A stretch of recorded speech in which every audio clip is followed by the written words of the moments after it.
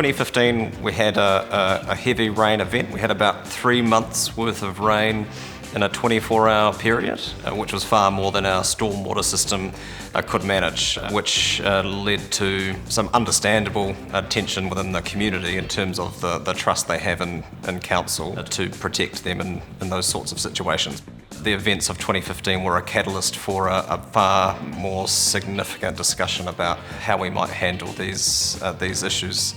in the future. And importantly, it was a shift for us in how we went about having those conversations. So we've shifted to a model of going out to people and talking to them on their own turf and on their own terms, and that has been a big part of the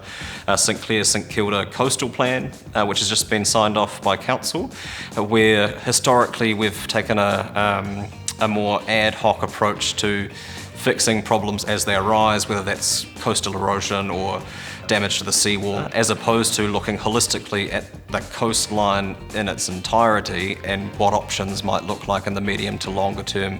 to manage that coastline. We would anticipate in a changing climate to have more frequent and more intense rain events,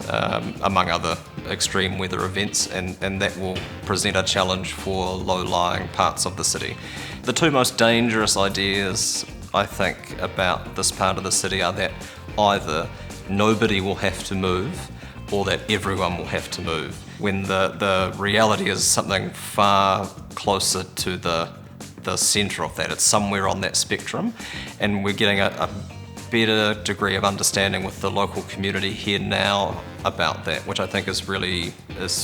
positive. And now we're able to work up those options as we have done, working backwards from the shared values of our community, which gives you a far stronger base on which to build your management options, rather than what local government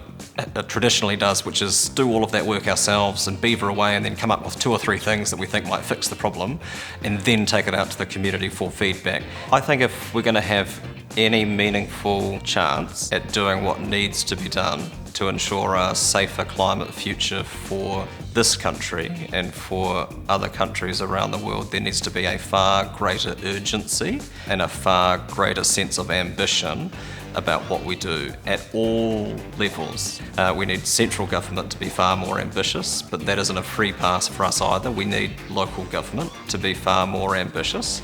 and we need to support and empower our communities to be far more ambitious about doing what needs to be done to achieve the goals that we have set for ourselves.